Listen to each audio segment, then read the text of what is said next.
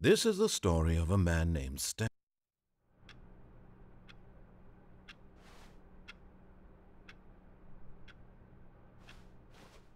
All of his co-workers were gone.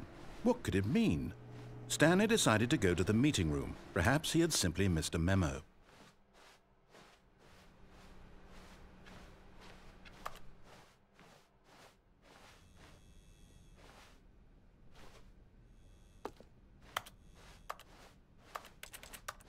When Stanley came to a set of 2 open doors, this was not the correct way to the meeting room, and Stanley knew it perfectly well.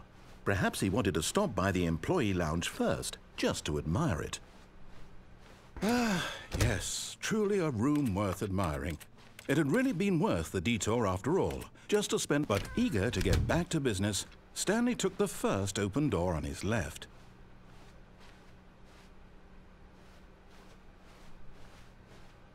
Stanley was so bad at following directions, it's incredible he wasn't fired years ago.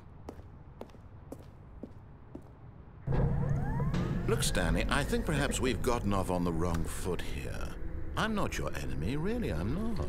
I realize that investing your trust in someone else can be difficult, but the fact is that the story has been about nothing but you all this time.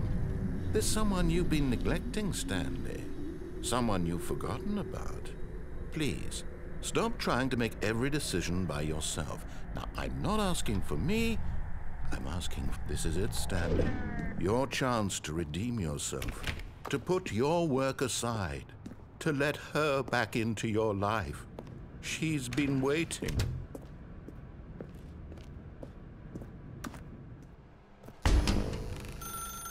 That's her, Stanley.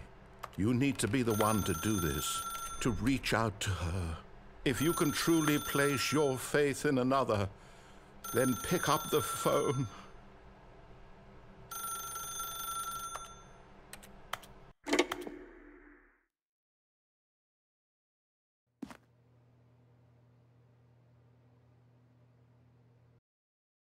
Oh, Stanley, is that you? Hold on, sweetie. Sorry to keep you waiting. I'm just pulling the bread out of the oven. All right.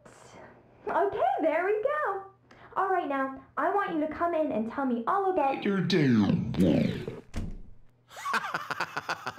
Gotcha. Oh, come on. Did you actually think you had a loving wife who'd want to commit their life to you? I'm trying to make a point here, Stanley. I'm trying to get you to see something. Come inside. Let me show you what's really going on here.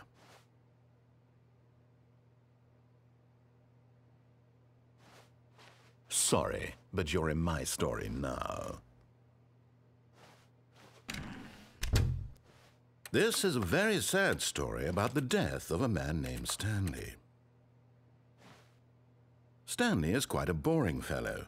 He has a job that demands nothing of him, and every button that he pushes is a reminder of the inconsequential nature of his existence. Look at him there, pushing buttons, doing exactly what he's told to do. Now he's pushing a button. Now he's eating lunch. Now he's going home. Now he's coming back to work. One might even feel sorry for him, except that he's chosen this life.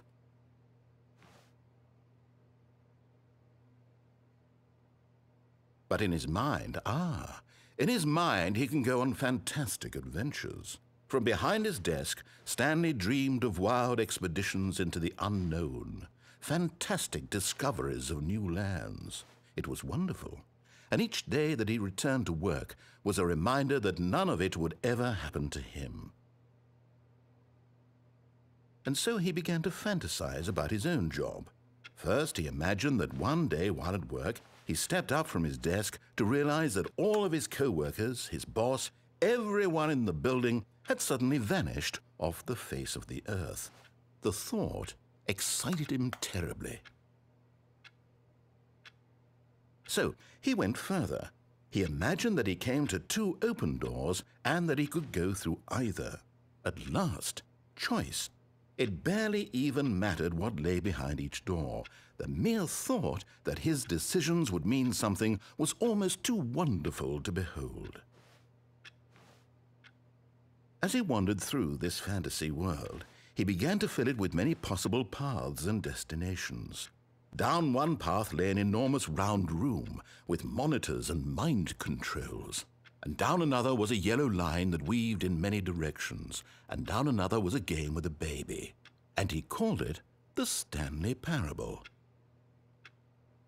It was such a wonderful fantasy, and so in his head he relived it again, and then again, and again, over and over, wishing beyond hope that it would never end, that he might always feel this free.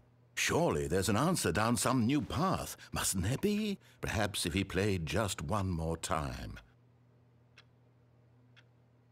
But there is no answer. How could there possibly be? In reality, all he's doing is pushing the same buttons he always has. Nothing has changed. The longer he spends here, the more invested he gets, the more he forgets which life is the real one. And I'm trying to tell him this, that in this world he can never be anything but an observer, that as long as he remains here, he's slowly killing himself. But he won't listen to me. He won't stop. Here, watch this. Stanley, the next time the screen asks you to push a button, do not do it.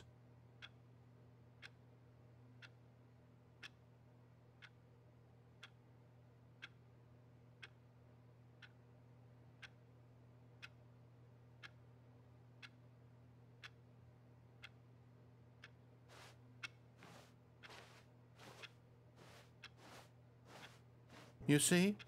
Can he just not hear me? How can I tell him in a way that he'll understand that every second he remains here, he's electing to kill himself? How can I get him to see what I see? How can I make him look at himself? I suppose I can't, not in the way I want him to. But I don't make the rules. I simply play to my intended purpose, the same as Stanley. We're not so different, I suppose.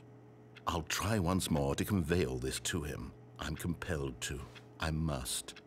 Perhaps, well, maybe this time he'll see. Maybe this time. And I tried again, and Stanley pushed a button. And I tried again, and Stanley pushed a button. And I tried.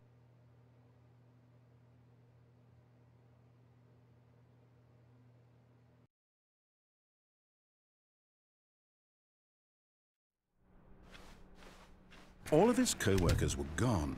What could it mean? Stanley decided to go to the meeting room. Perhaps he had simply missed a memo. At first, Stanley assumed he'd broken the map, until he heard this narration and realized it was part of the game's design all along. He then praised the game for its insightful and witty commentary into the nature of video game structure and its examination of structural narrative tropes. So, now that you're here, what do you think? Isn't this a fun and unique place to be? Why don't we take a minute just to drink it all in? Okay, I'm over it now. What do you think? Are you sick of this gag yet? Ah, then in that case we'll continue. But now, here comes the real question. What do you think would have happened if you had told me that you wanted this to stop? Do you think it would have been particularly different? Would I have taken the same idea but rephrased it superficially to fit that answer? Perhaps you never would even have thought of it if I hadn't brought up the issue in the first place. Oh, now think about it. Will it be worth it for you to restart and then come back here just to do the other option? Clearly, this whole gag takes some time. What if the other option is even longer? How long will you spend in total just to have heard all the narration? Oh, and this is rich. Perhaps you've just played the other option, and now you've come to see what happens in this one. So, what do you think? Which choice was the better one? Imagine if you had selected Continue on your first playthrough, how tantalizing it would be not knowing what happens when you pick the other option. Indeed, you are one of the lucky ones. Though if the other option is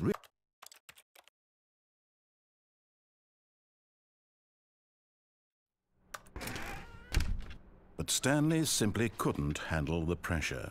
What if he had to make a decision? What if a crucial outcome fell under his responsibility? He had never been trained for that. No. This couldn't go any way except badly. The thing to do now, Stanley thought to himself, is to wait. Nothing will hurt me. Nothing will break me. In here I can be happy forever. I will be happy. Stanley waited. Hours passed, then days. Had years gone by? He no longer had the ability to tell. But the one thing he knew for sure, beyond any doubt, was that if he waited long enough, the answers would come.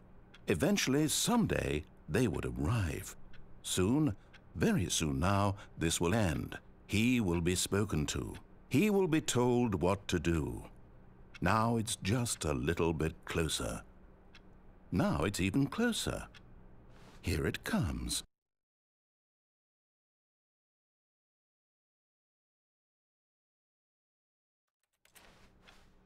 All of his co-workers were gone. What could it mean? Stanley decided to go to the meeting room. Perhaps he had simply missed a memo.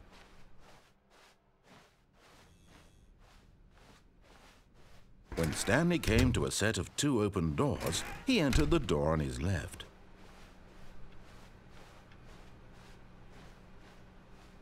Yet there was not a single person here either.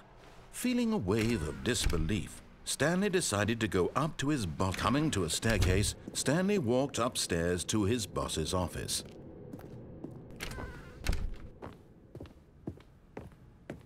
Stepping into his manager's office, Stanley was once again stunned to discover not an indication of any human life. Shocked, unraveled, Stanley wondered in disbelief who... Stanley was in such a rush to get through the story as quickly as possible, he didn't even have a single minute to just let the narrator talk. That kind of anxiety isn't healthy, so he relaxed for a few moments with some calming New Age music.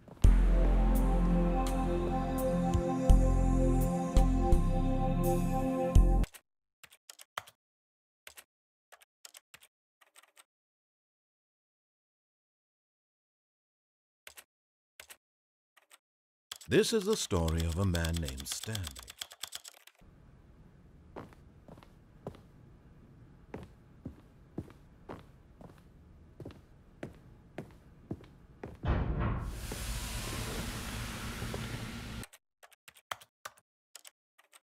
This is the story of a man named Stanley. Passageway.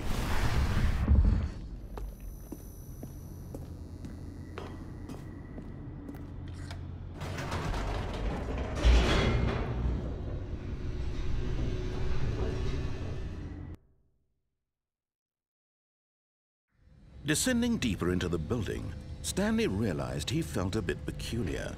It was a stirring of emotion in his chest, as though he felt more free to think for himself, to question the nature of his job. Why did he feel this now, when for years it had never occurred to him? This question would not go unanswered for long. Stanley walked straight ahead through the large door that read Mind Control Facility.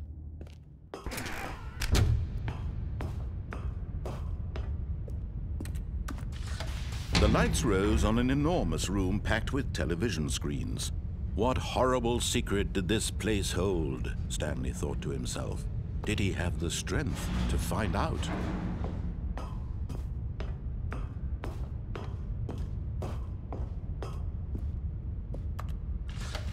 Now the monitors jumped to life, their true nature revealed. Each bore the number of an employee in the building, Stanley's co-workers. The lives of so many individuals reduced to images on a screen, and Stanley, one of them, eternally monitored in this place where freedom meant nothing. This mind control facility, it was too horrible to believe. It couldn't be true. Had Stanley really been under someone's control all this time? Was this the only reason he was happy with his boring job? That his emotions had been manipulated to accept it blindly? No, he refused to believe it. He couldn't accept it. His own life in someone else's control? Never! It was unthinkable, wasn't it? Was it even possible? Had he truly spent his entire life utterly blind to the world?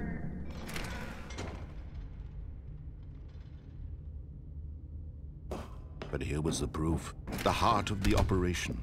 Controls labeled with emotions, happy or sad or content, walking, eating, working, all of it monitored and commanded from this very place. And as the cold reality of his past began to sink in, Stanley decided that this machinery would...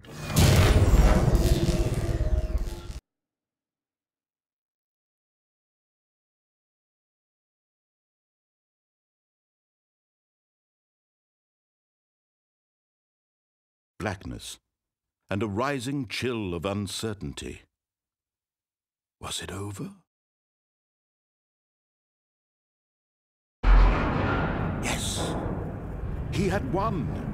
He had defeated the machine, unshackled himself from someone else's command. Freedom was mere moments away. And yet, even as the immense door slowly opened, Stanley reflected on how many puzzles still lay unsolved. Where had his co-workers gone? How had he been freed from the machine's grasp? What other mysteries did this strange building hold? But as sunlight streamed into the chamber, he realized none of this mattered to him, for it was not knowledge or even power that he had been seeking, but happiness. Perhaps his goal had not been to understand, but to let go. No longer would anyone tell him where to go, what to do, or how to feel. Whatever life he lives, it will be his. And that was all he needed to know. It was perhaps the only thing worth knowing. Stanley stepped through the open door. Stanley felt the cool breeze upon his skin, the feeling of liberation, the immense possibility of the new path before him. This was exactly the way, right now, that things were meant to happen. And Stanley was happy.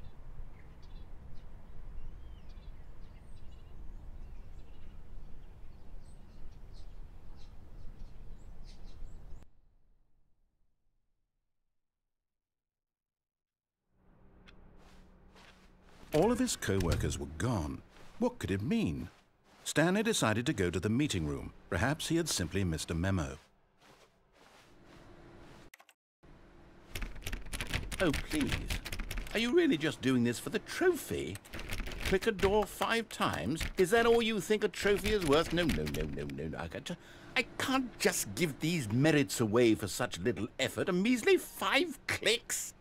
Now, suppose you were to click the door 20 times. I would say that's the kind of effort that warrants recognition.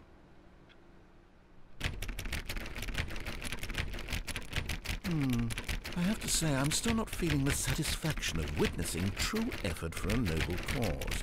Perhaps 50 clicks will do it. Yes, almost certainly 50 clicks.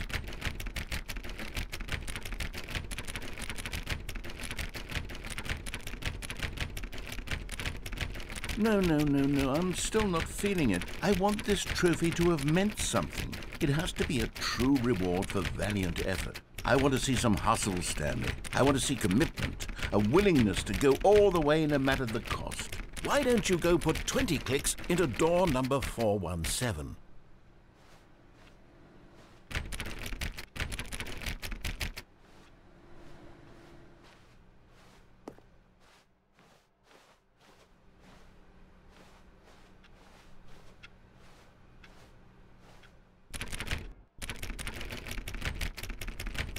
Oh, great. Now, go click a few times on door 437.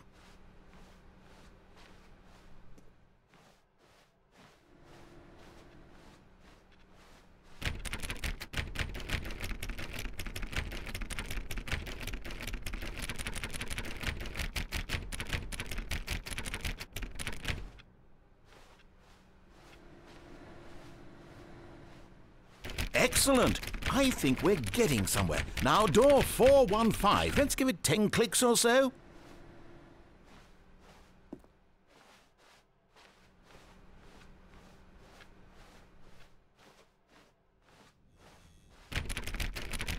Now, back to door number 437.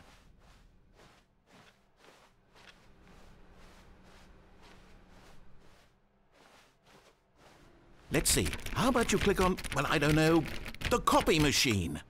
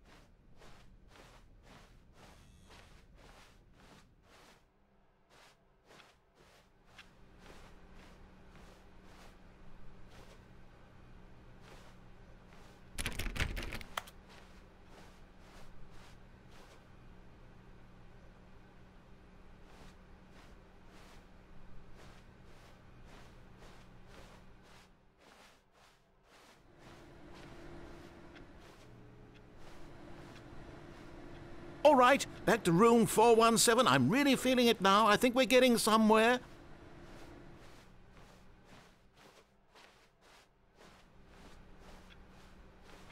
Okay, now go climb on employee 419's desk. Yes! This is great! You're putting it all on the line, Stanley. I like that. All right, let's keep it up. Go give me a few clicks on door 416.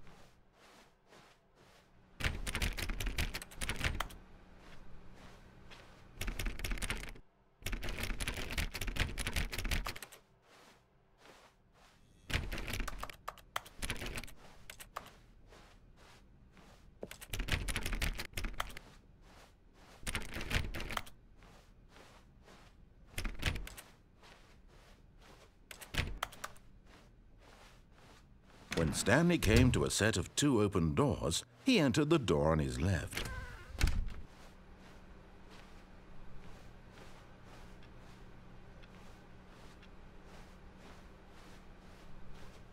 Yet there was not a single person here either.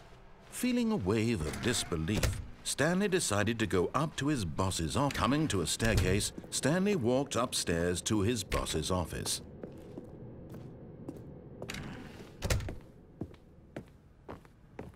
Okay, I think we all know the drill by now. Blah, blah, blah. Dark secrets, the keypad. Stanley pushes some buttons. Oh, hey, look, it's a new passageway. Kill surprise.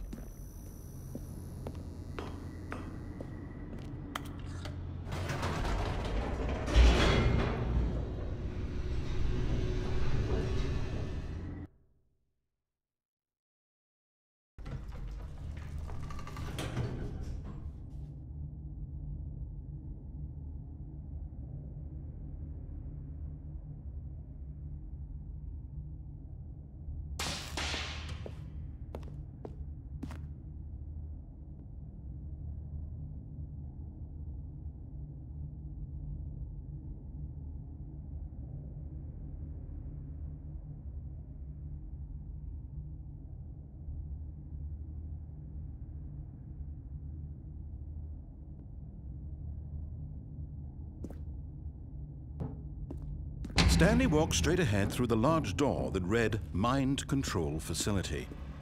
Although this passageway had the word escape written on it, the truth was that at the end of this hall, Stanley would meet his violent death. The door behind him was not shut. Stanley still had every opportunity to turn around and get back on track. At this point, Stanley was making a conscious, concerted effort to walk forward and willingly confront his death.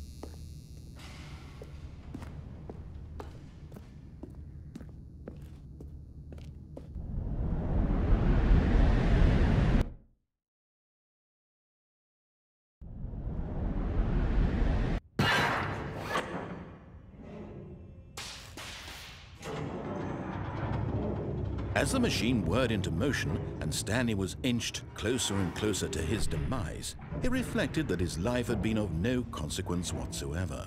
Stanley can't see the bigger picture. He doesn't know the real story, trapped forever in his narrow vision of what this world is. Perhaps his death was of no great loss, like plucking the eyeballs from a blind man. And so he resigned and willingly accepted this violent end to his brief and shallow life. Farewell, Stanley.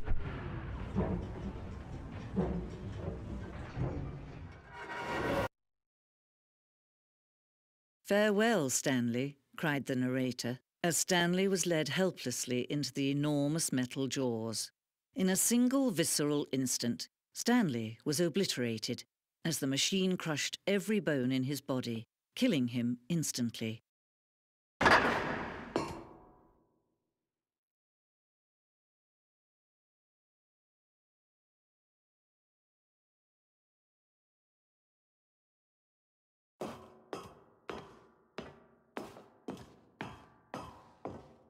And yet it would be just a few minutes before Stanley would restart the game, back in his office, as alive as ever. What exactly did the narrator think he was going to accomplish?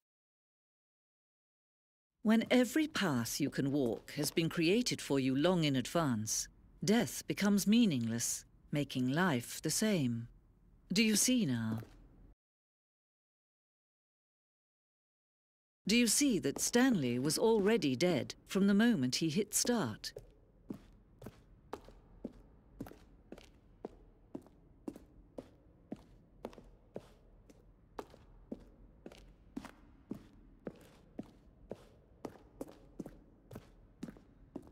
He came to the lift.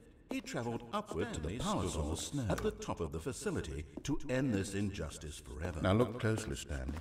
See how it's impossible?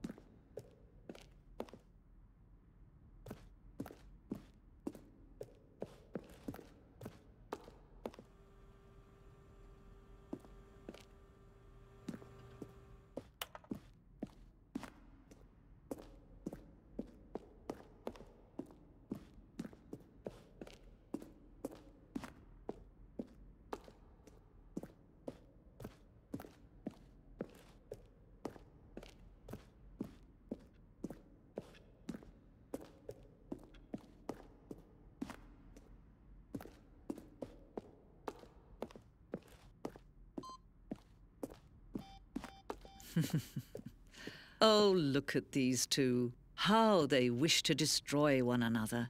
How they wish to control one another. How they both wish to be free. Can you see? Can you see how much they need one another? No, perhaps not. Sometimes these things cannot be seen. But listen to me. You can still save these two. You can stop the program before they both fail. Turn off your PlayStation. There's no other way to beat this game. As long as you move forward, you'll be walking someone else's path. Stop now and it'll be your only true choice. Whatever